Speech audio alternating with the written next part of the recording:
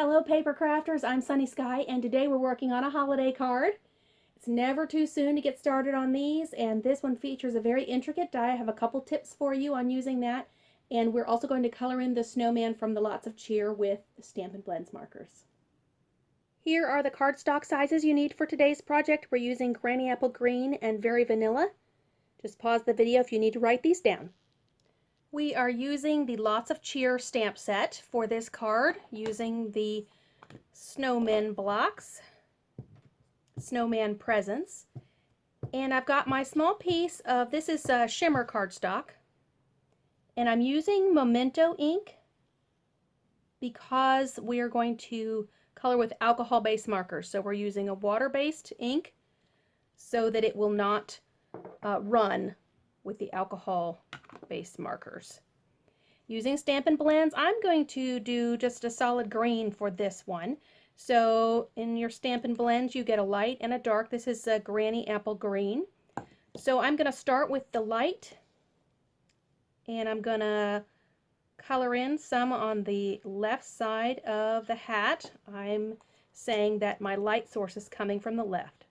I'll fill in with a little darker on the right side of the hat, and then I'm going to take the light and kind of circle it in here to sort of blend them together. So you can see I don't have a strong line of color variation. And then when I did the scarf, if you just color the whole thing in the light color green, okay, so I'm coming back in with the dark. I'm going to just not put the whole section of that scarf with the dark, but just about halfway over, and then blend with the light. Okay, so you're getting a little bit of texture in the color there. A little variation. Not taking it all the way over and then using the light to sort of pull it over. Now for this ribbon here, I'm just going to do it straight dark on the edges here of the ribbon that goes around the present. And also these bows that are sort of behind the other ones, because it's a small image, I'm not doing a whole lot of color variation there. I just know that those other bows are behind, so they're going to be darker.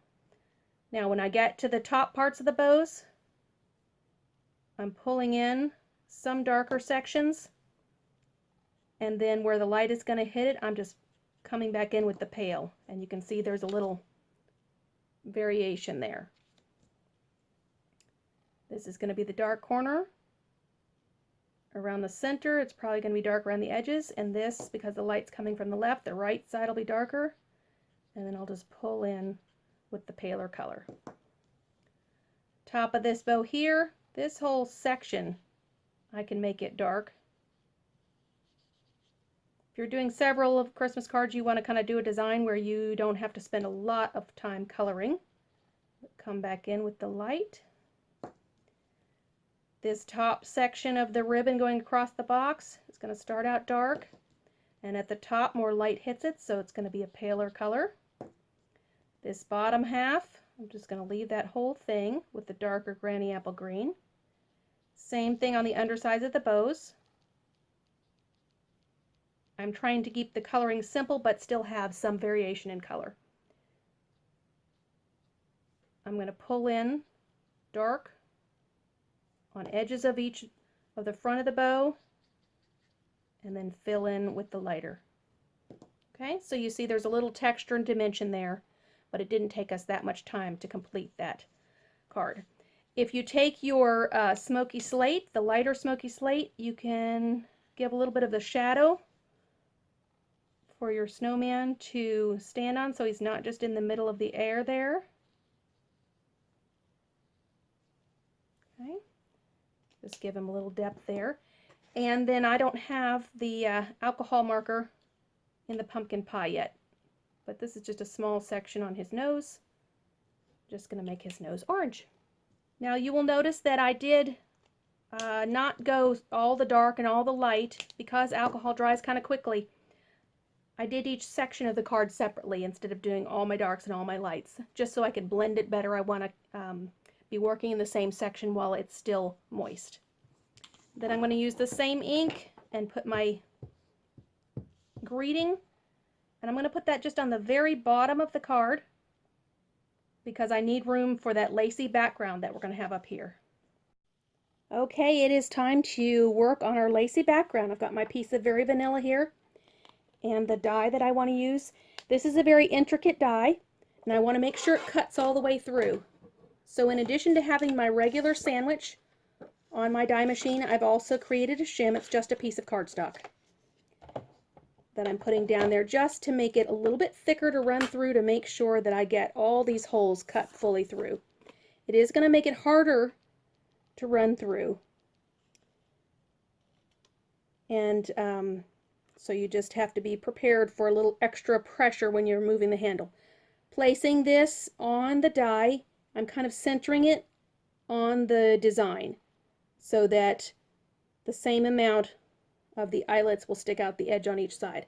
A lot of times I'll put my dies face down, but just to make sure I've got this lined up straight, it would be harder to put the cardstock down and then the die face down over it and putting it on the top. Remember, we have a cutting mat on either side, so it doesn't matter whether you have the cutting edge up or down. So this is just helping me to center that, and then now I'm going to run it through, and it's going to be a little more resistance because I have that shim in there.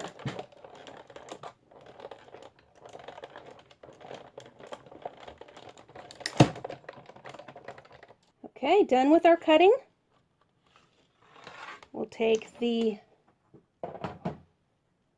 die and the cardstock out, and you can kind of visually inspect and see that it looks like it's cut through on all sides. I'm going to take my die brush set, and I'm running this through. I'm leaving it on the die because that allows me to put a little more pressure with the die brush to get through these holes. Okay, after I've done it a bit, I'm going to lift it up and kind of see how it's doing. You see a lot of the holes have come through.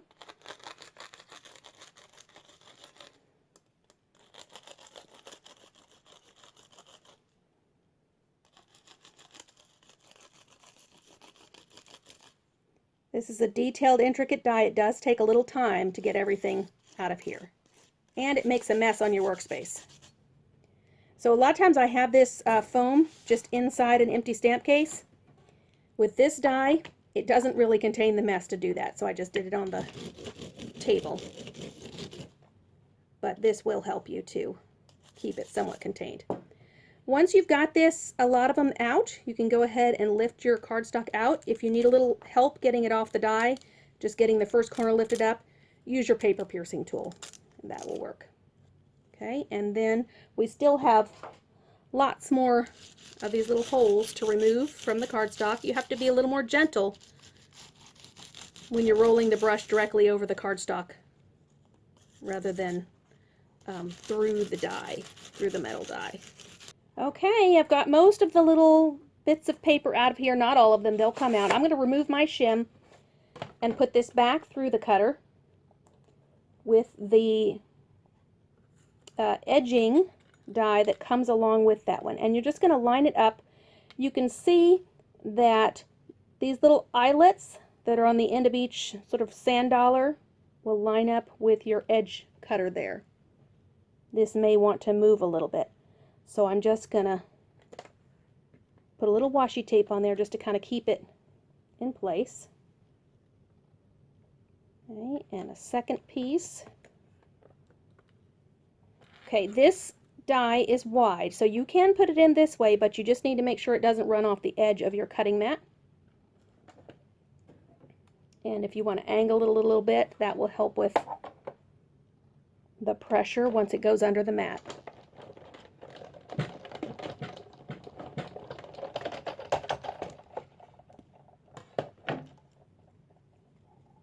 Okay, pull it out. Gently take off my washi tape. Okay, and there we have that lovely patterned edge. Alright, I have my die prepared. You can see that it's a little bit long for this card. I need that greeting to show. So I'll kind of just estimate how much I need to trim off. I'm going to trim off about at those eyelet holes there, just below them.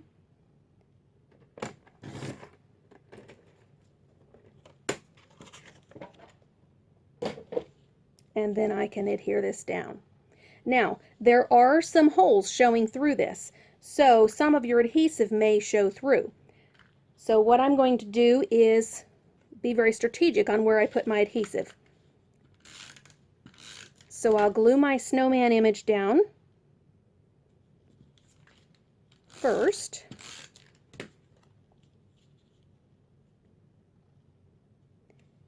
And then back behind here, I'll know where I can put adhesive without it showing through. I also know I'm going to have my ribbon on this side running about there.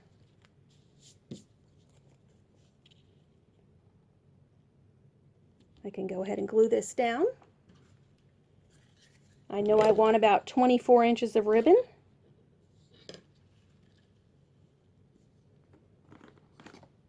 And you really don't need quite that length. That just gives you enough to tie your knot or your bow and have enough extra for your tails.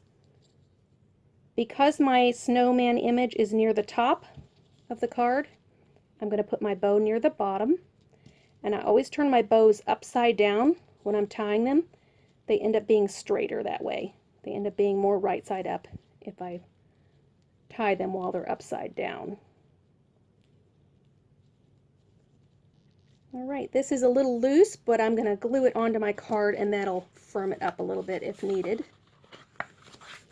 Fold my cardstock, use my bone folder. I also could use the scoring blade on my trimmer. And I usually put adhesive on the two long sides of the card, but I have some ribbon coming down this side. So I'm going to put some extra adhesive along here just to make sure that that ribbon stays on there well.